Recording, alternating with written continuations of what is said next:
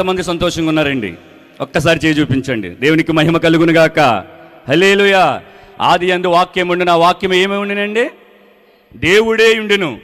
ఆ వాక్యం ఎలా వచ్చింది మన మధ్యలోనికి? చెప్పలేండి. కృప సత్య సంపూర్ణుడుగా శరీరము ధరించుకుని వచ్చాడు. దేవునికి స్తోత్రం. ఆయన పాపును రక్షించుటకు క్రీస్తు యేసు లోకమునికి వచ్చిన మాట నమ్మదగినదండి. ఆయన మనల్ని ఎంతగా ప్రేమించాడో తెలుసండి. ఆయన శ్రీమంతుడు. దేవునికి స్తోత్రం. శ్రీమంతుడైన దేవుడు దరిద్రులమైన మన కొరకు, పాపముల చేత అపరాధముల చేత చచ్చిన వారమై ఉండగా మన కొరకు ఆయన ఈ లోకానికి వచ్చాడండి. దేవునికి మహిమ కలుగునుగాక. ఆయన ఎలా వచ్చాడండి? శరీర రీతిగా. ఆయన పాపపు శరీరం మనకి ఇవ్వబడింది, కానీ ఆయనలో పాపం ఎంత మాత్రం లేదని భక్తుడు చెప్పాడు. దేవునికి స్తోత్రం. అంటే పాపము చేసిన వారిని పాపముల నుంచి విడిపించడానికి పాపము లేనివాడు ఒకడు కావాలి. దేవునికి స్తోత్రం. వాక్యం చెబుతుంది రోమపత్రిక 3:23, నీతిమంతుడు ఒక్కడును లేడండి. ఏ భేదము లేదు, అందరూ పాపము చేసి దేవుడు అనుగ్రహించి మహిమను పొందలేకపోతున్నారంటే అండి. ఈ రోజున మంచివాడు అన్నవారు దొరకడం చాలా కష్టం. ఎందుకంటే మనతో మాట్లాడుతూ ఉంటారు, మన ప్రక్కనే మనకు గోతులు తీస్తూ ఉంటారు. అది మన జీవితంలో చాలామందికి ఎదురైన అనుభవాలు ఇవి. కానీ నమ్మదగిన వాడు ఒకడున్నాడు, ఆయనే ప్రభువైన అయిన యేసుక్రీస్తు వారు. దేవునికి స్తోత్రం. గట్టిగా చప్పట్లు కొట్టండి. ఆయన ఎగ్జాంపుల్గా ఈ లోకానికి ఎంత తగ్గించుకొచ్చాడో మీకు ఒక విషయం చెప్తాను, మీరు గమనించండి. చూడండి, ఇటువంటి ఒక ప్రోగ్రాం ఏర్పాటు చేసి, ఏమండి, ఇలాగ డయాస్ మీద 3 చైర్ చేసామనుకోండి, 3 కుర్చీలు ఇక్కడ 2 ఉన్నాయి, ఇంకోటి ఉంటే బాగుండు. ఇప్పుడు ఈ 3 కుర్చీల్లో ఒకటి బంగారము వజ్ర వైడూర్యాలతో పొదిగిన కుర్చీ, గుర్తుంచుకోండి. మీకు ప్రశ్న. రెండోది బంగారముతో, మొదటిది వజ్ర వైడూర్యాలతో పొదిగిన ఒక కుర్చీ, రెండోది బంగారముతో చేయబడిన కుర్చీ, మూడవది చెక్కతో చేయబడిన కుర్చీ. అర్థమైందన్నమాట? 3 కుర్చీలు. ఒకటి చెప్పాలి, వజ్ర వైడూర్యాలతో పొదిగిన కుర్చీ, 2 బంగారంతో చేయబడిన కుర్చీ, 3 చెక్కతో చేయబడిన కుర్చీ. ఇలా స్టేజ్ మీద వేసి, ఇప్పుడు ప్రభు అయిన యేసుక్రీస్తు వారిని రెండయ్యా మీరు రండి ఆసీనులు కండి అంటే యేసయ్య వచ్చి ఏ కుర్చీలో కూర్చుంటాడు చెప్పగలరా మీరు? అమ్మా, ఏ కుర్చీలో? చెక్క కుర్చీలో. మీరు కరెక్ట్గానే చెప్తున్నారు కదా. మీరు ఆ మాట ఎలా చెప్పారంటే, యేసయ్య తగ్గించుకుని వచ్చాడు కదా, ఆయన పశువుల పాకలు జన్మించాడు కదా, ఆయనకి తగ్గింపు కలిగిన వాడని చెప్పేసి మీరు అందరూ చెక్క కుర్చీ అన్నారు. ఆయన ఎలా నడుచుకుంటూ వచ్చి ఇలాగ స్టేజ్ ఎక్కితే ఇక్కడ ఎన్ని కుర్చీలు ఉన్నాయండి? 3. ఒకటి వజ్ర వైడూర్యాలతో, ఒకటి బంగారంతో, ఒకటి చెక్క. మీరు అన్నారు చెక్క కుర్చీలో కూర్చుంటారని, కానీ నా ప్రభుల వారు వచ్చి కింద కూర్చుంటాడు. దేవునికి స్తోత్రం. హల్లెలూయా. అంత తగ్గింపు కలిగిన దేవుడు నా దేవుడండి. అంత తగ్గింపు కలిగిన నా దేవుడండి. అందుకే ఆయన చులకనైపోయి రోజు చాలామందికి తెలుసా? ఎందుకంటే ఆయన ప్రేమామయుడు. వాక్యం ఎరిగిన వారిని కనుక ఒక చెంప మీద కొడితే ఆయన ఏం చెప్పాడు? 2వ చెంప చూపించమని చెప్పాడండి. ఇంత సహనం ఉంటుందా క్రైస్తవుల కంటే? క్రీస్తును కలిగిన వారికి ఆ తత్వం ఉంటుందండి. క్రీస్తును కలిగిన వారికి ఉంటుంది. ఆయన వచ్చి చెక్క కుర్చీలో కూర్చోవచ్చు, కానీ ఆయన ఎంత తగ్గింపు కలిగిన దేవుడు అంటే, ఎంత తగ్గింపు కలిగిన వాడంటే వచ్చి ఆ కింద కూర్చున్నాడండి. మనం కూర్చోగలమా? ఈ రోజున ఆధిక్యతల కొరకు, లేదా చేర్చ్ కొరకు, లేదా పేర్ల కొరకు, ప్రఖ్యాతల కొరకు ఎగబడుతూ ఉన్నారండి. కానీ ప్రభువును నమ్ముకున్న బిడ్డ ఎప్పుడైనా సరే, ప్రభువుని అంగీకరించిన బిడ్డ ఎప్పుడైనా సరే తన్ను తాను తగ్గించుకుంటూ ఉంటాడు. దేవునికి స్తోత్రం. ఎవరు హెచ్చించబడాలి? చెప్పాలండి, ఎవరు హెచ్చించబడాలి? నీవు నమ్మిన దేవుడు, నీ కొరకు ప్రాణం పెట్టిన దేవుడు, నీ కొరకు రక్తము కార్చిన దేవుడు, నీ కొరకు సమస్తమును ధారాళముగా దారబోసిన దేవుడు హెచ్చించబడాలి, మనము తగ్గించబడాలండి. ఇది క్రైస్తవుడికి ఉన్న లక్షణం. ఏంటి? ఆయన ప్రేమామయుడై ఉన్నాడు. ఎంత ప్రేమామయుడు ఉన్నాడంటే, దేవుడు లోకమును ఎంతో ప్రేమించును. లోకమును ప్రేమిస్తాడండి. లోకములు ఏముంటాయి? చెట్లు ఉంటాయి, నదులు ఉంటాయి, భవంతులు ఉంటాయి, ప్రకృతి అందచందాలు ఉంటాయి. వాటినా దేవుడు ప్రేమించేది? వాటిని కాదండి. దేవుడు లోకమును ఎంతో ప్రేమించినంటే, ఏమండి, ఈ లోకములో ఏ మనుష్యుడు నశించిపోకూడదని చివరి మనిషి కూడా ఈ భూమి మీద పుట్టి యేసుక్రీస్తు యొక్క సువార్త విన్న తర్వాతే ఆయన ఆగమనం మొదలవుతుంది. దేవునికి స్తోత్రం. హల్లెలూయా. ఆయన ప్రతి ఒక్కరికి కూడా ఆయన దేవుడే ఉన్నాడు. ఆయన పాపులు రక్షించడానికి వచ్చాడని ఎవరికైతే తెలియబడలేదో వారందరికీ సువార్త వెళ్ళాలి. కానీ మనము మనతోటే మన దేవుని సువార్త ఆగిపోతుందండి. మీకు ఒక మాట చెప్పమంటారా? క్రీస్తుని ఎరగని వారు పరిశుద్ధ గ్రంథం చదువుతారా? చదువుతారా? చదవరండి. మనం చదువుతాం, కానీ వాళ్ళు ఎవరిని చదువుతారు తెలుసా? మనల్ని చదువుతారు. మనల్ని అంటే మన ప్రవర్తన బాగుండాలి, మన మాట బాగుండాలి, మన వస్త్రధారణ బాగుండాలి, మన నడవడికి బాగుండాలి, మనం ఏం వింటున్నామో, ఏం మాట్లాడుతున్నామో, ఏం చూస్తున్నామో, ఇదంతా మన చుట్టూ ఉన్న వారందరూ కూడా ప్రభుని తెలియని వారు మనల్ని చూస్తూ ఉంటారు.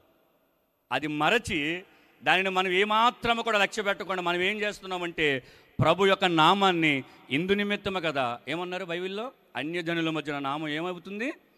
దూషించబడుతుంది. చెప్పడం బాగా చెప్తామండి, కానీ సరి చేసుకోలేం మనం. అందుకే ఆయన దేవుడు లోకముని ఎంతో ప్రేమించిన దేవుడు ఆయన అక్కడే ఉండలేక, ఆయన సింహాసనం మీద ఉండలేక, ఆయన సింహాసనము దిగి మహిమనంతటిని విడిచిపెట్టి ఈ లోకానికి వచ్చాడండి. తెలుసండి, తండ్రి అయిన దేవుడు ప్రభువైన యేసుక్రీస్తు వారిని, అయ్యా భూలోకానికి వెళ్తావా అని అడిగాడు. వెళ్తాను తండ్రి. ఏ విషయం కొరకంటే నా బిడ్డలు పాపములోనే చనిపోతున్నారు, పాపములో మగ్గిపోతున్నారు, వారిని ఆదరించేవారు లేరు, వారికి మంచి మాటలు చెప్పేవారు లేరు, వారిని సత్య మార్గంలో నడిపించేవారు లేరు. నువ్వు వెళ్తావంటే ప్రభువైన యేసుక్రీస్తు వారు ఏమన్నారు తెలుసా? తండ్రి నేను వెళ్తాను అన్నాడు. వెళ్ళేటప్పుడు నేను ఎలాగొచ్చాడు తెలుసా? తన మహిమనంతటిని కూడా సింహాసనం మీద విడిచిపెట్టేసి ఆయన రిక్తుడిగా, దాసుడిగా వచ్చేసాడండి. దేవునికి స్తోత్రం.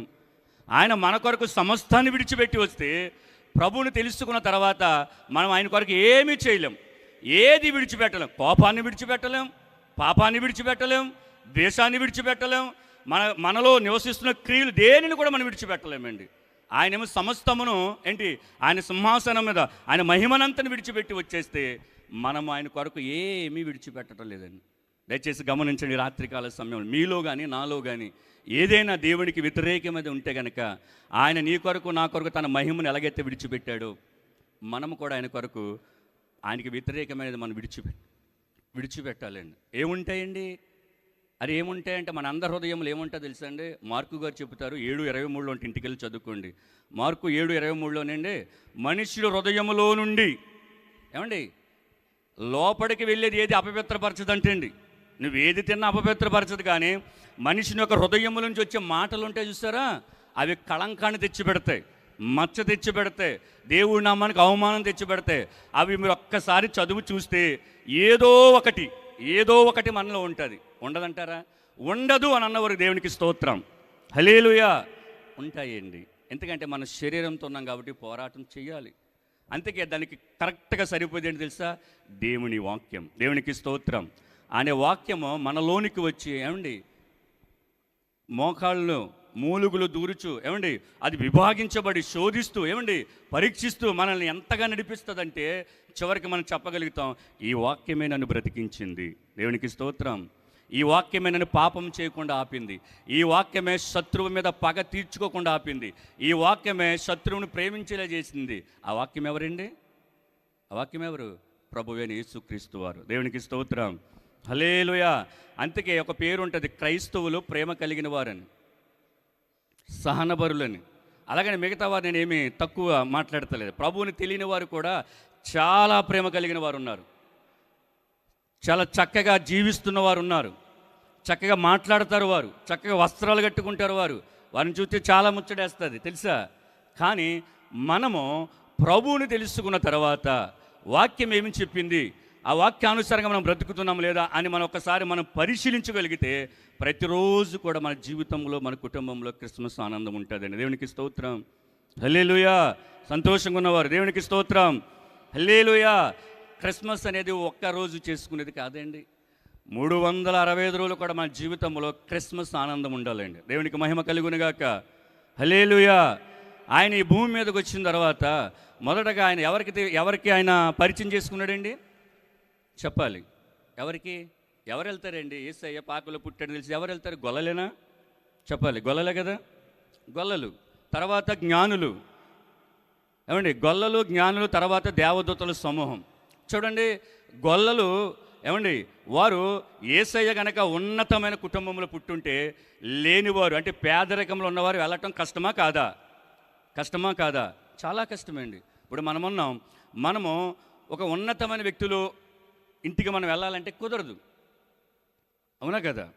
అయితే ఆయన దగ్గరికి గొల్లలు రాగలిగారు, అలాగున తూర్పు దేశపు జ్ఞానులు రాగలిగారు. అలాగే తక్కువ వాళ్ళేం కాదండి, ఖగోళ శాస్త్రం ఎరిగిన వారు మనకు ఇప్పుడులాగా టెక్నాలజీ ప్రకారంగా గూగుల్లో చూసి కాదు, వారు నక్షత్రమును పుట్టుత చూసి, నక్షత్రము అక్కడ ఉదయించడం చూసి, ఇది రాజులకు రాజు పుట్టాడని చెప్పేసి వారు శాస్త్రాన్ని వెతుక్కుంటే ఏ రోజు దగ్గరికి రాగలిగారండి. దేవునికి స్తోత్రం.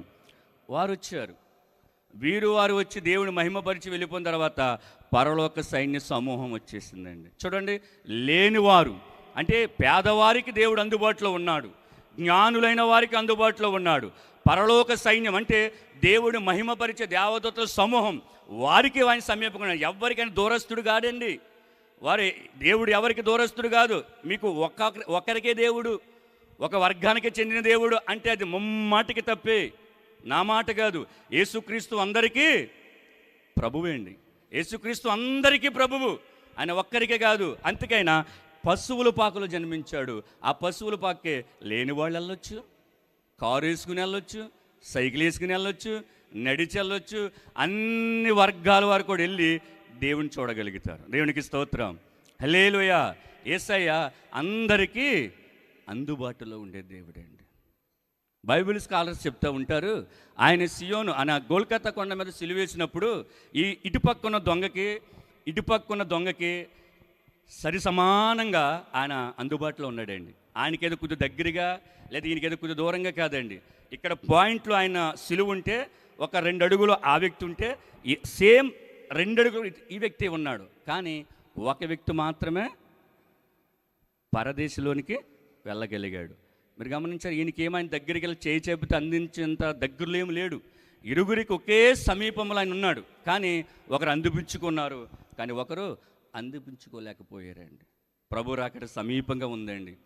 ప్రభు రాకడ చాలా సమీపంగా ఉన్నది. మనం వింటున్నాం కదా, యుద్ధాలు వింటున్నాం, భూకంపాలు, భయంకరమైన సంఘటనలు, అత్యాచారాలు, ఏమండి, క్రూరత్వం కలిగిన వ్యక్తులు, మోసాలు, ఇవన్నీ దేనికి సూచన అనుకుంటారు? దేనికి?